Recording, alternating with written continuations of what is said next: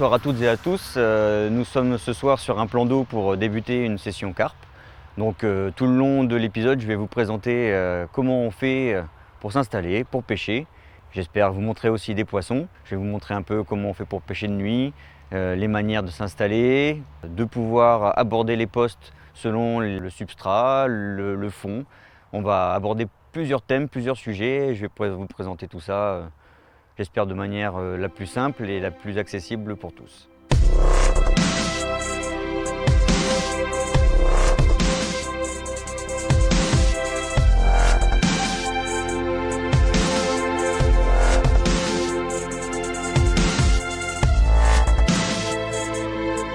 Donc voilà, nous sommes devant nos cannes. Alors, on est sur un plan d'eau qui n'a pas été pêché depuis 15 ans.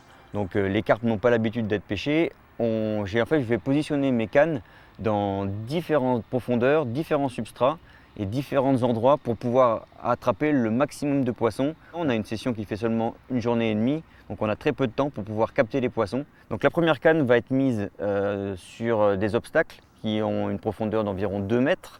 Ensuite, j'ai trouvé un autre spot qui sera sur la deuxième canne, sur du caillou avec à peu près 2,90 m. La troisième canne sera mise dans une profondeur de 3,30 m et la quatrième canne sera vraiment en bordure. Et là, il ne faut pas faire de bruit du tout. On est dans 1,70 m d'eau à peine et je pense essayer de capter les poissons qui vont venir en bordure pour trouver leur nourriture sous les branches. Je vais vous présenter aussi le matériel puisqu'on va pêcher de nuit. Donc on est sur des détecteurs de touche. Un détecteur de touche permet, vu qu'on pêche sous l'eau et qu'on n'a pas d'indicateur visuel, ça permet en fait de détecter la touche, d'invertir le pêcheur dès qu'il y a un départ. On va avoir ensuite en dessous, ici, ce qu'on appelle un hanger, qui est un support visuel qui va permettre de savoir si le poisson part vers le large ou vient vers nous. Et ça nous permettra en fait de savoir la manière en fait dans laquelle on va ferrer. On va maintenant installer nos appâts, puisque bien sûr pour leurrer ce poisson, il faut lui donner à manger. Donc on y va.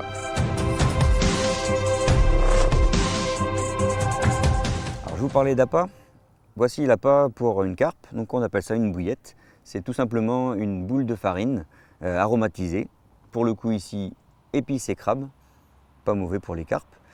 Et je vais la mettre sur ce qu'on appelle un cheveu. Un cheveu, parce qu'en fait on ne peut pas piquer sur l'hameçon directement, donc on le met sur le côté. Un petit arrêtoir pour éviter qu'elle ne coulisse.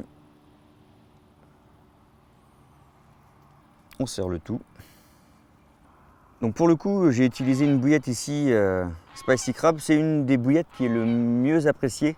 Le crabe correspond à ce que mangent les carpes. Les carpes sont plutôt omnivores, donc elles mangent de tout. Mais pour le coup ici, pour avoir pêché une première fois, elles ont bien aimé cette bouillette-là. Donc je vais rester sur ce parfum-là. Il faut savoir qu'il y a beaucoup de parfums. Il y en a certains qui sont plus pour le pêcheur d'ailleurs que pour les poissons. Mais ça permet d'avoir une multitude de choix. On peut partir sur du fruité, on peut partir tel que la cerise, on peut partir sur de la noix de coco, de la mangue. Enfin, il y a vraiment une multitude de parfums. Mais on n'a pas que des bouillettes. On peut aussi utiliser des graines, telles que de maïs bien sûr, puisque c'est la graine qui est le mieux acceptée par tous les poissons. On peut utiliser aussi ce qu'on appelle des fakes, donc des appâts non naturels qui sont en plastique et qui imitent du maïs. Et dans ce cas-là, ça pourra permettre de faire des montages flottants. Voilà, on a vraiment une palette d'appâts qui est pour nous vraiment diversifiée et qui permet en fait d'avoir une multitude de méthodes de pêche par rapport en fait à la situation dans laquelle on est au moment de la pêche.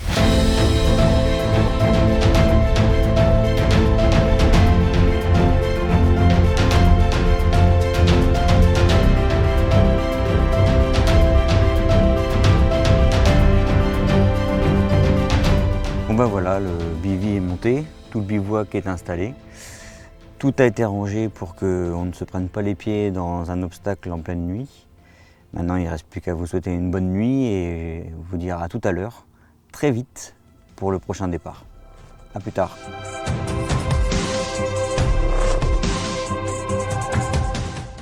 Ça y est, premier départ. Le poisson est arrivé dans l'épuisette. Il n'y a plus qu'à faire la traditionnelle pesée. On va voir combien il pèse. Allez, verdict. Eh ben, ça sera un poisson de 6 kg. Voilà. Hop. Eh ben, une petite mémère.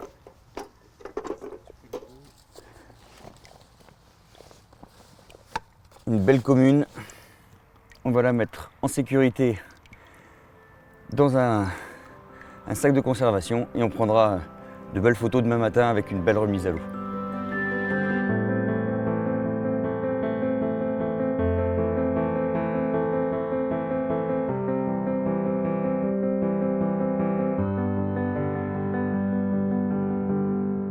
Donc on est au matin du deuxième jour et le résultat de la nuit, voilà, c'est cette belle carpe commune. Très beau poisson. Un combat dans les branches, en bateau, en pleine nuit, tout seul. Je peux vous assurer que c'est du sport. Et maintenant, on va la remettre à l'eau en espérant qu'elle aille chercher ses grandes sœurs et qu'on ait d'autres départs.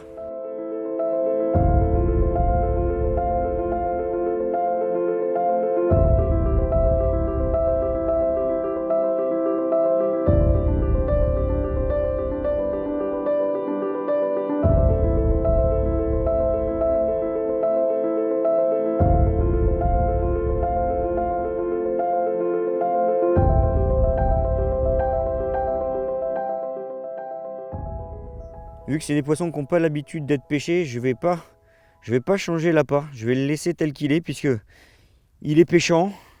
Il a fonctionné une première fois. J'utilise un montage de graines, donc 2 noix tigrées, un appât rose flottant. J'ai remarqué qu'ici le rose, elles étaient plutôt attirées par cette couleur-là. Le montage est pêchant. On remet tout en place. C'est parti.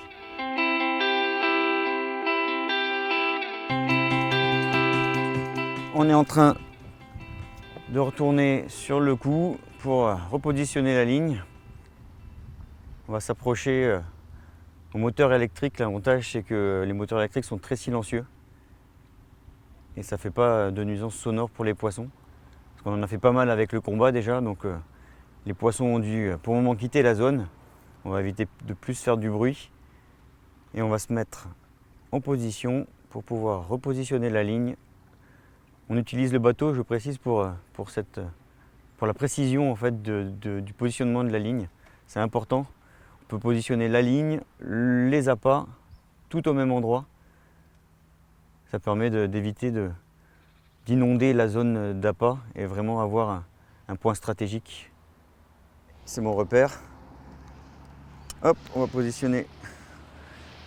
Toc. Allez, on met à manger. Alors là, c'est 100% naturel. Maïs doux, cheneville. Le cheneville, c'est la graine de chanvre.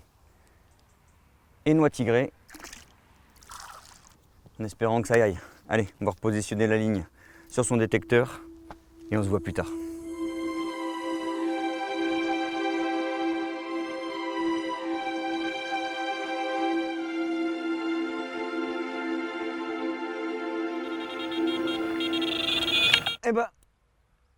C'est le deuxième départ, c'est bon, impeccable.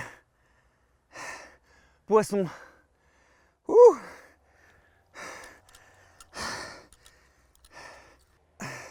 J'y croyais plus. Allez, c'est bon, on est en contact avec le poisson.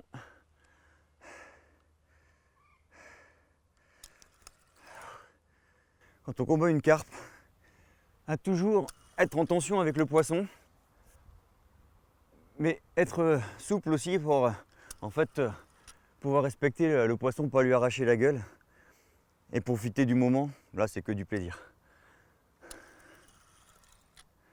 En fait, elle a fait un gros travers de la droite du plan d'eau. Elle a carrément traversé le plan d'eau pour aller complètement à droite et aller chercher les obstacles. Et là, c'est ce qu'elle cherche à faire aussi. Je peux vous assurer que là, il y a un sacré poisson. Elle colle le fond. Ah, ça y est, oh, on la voit. Je peux vous assurer que c'est un grand moment de plaisir. Et la partie n'est pas gagnée tant que le poisson n'est pas dans l'épuisette. C'est une belle miroir. Ouah, tout en air et tout en muscle. Ouah. Eh ben, je peux vous assurer que là, c'était un sacré coup de tête. Elle cherche à aller sous les branches.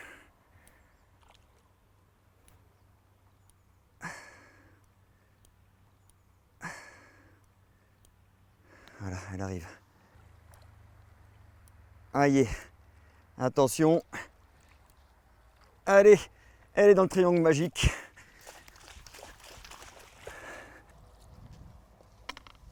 Voilà, là il y a une grosse mémère.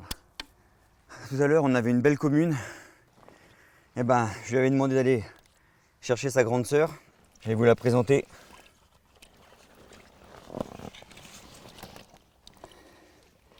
Voilà.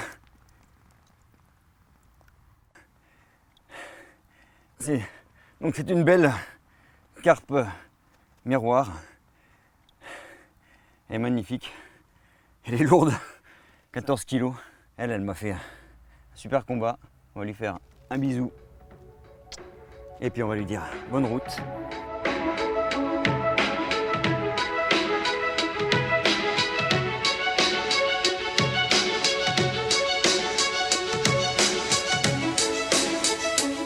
Bien voilà, on arrive à la fin de notre session de pêche à la carpe. Le résultat est plutôt convaincant. 3 départs pour 2 poissons, une casse malheureusement. Et ça fait partie du jeu. J'espère vous retrouver très vite pour de prochaines vidéos. Je vous dis au revoir et à bientôt.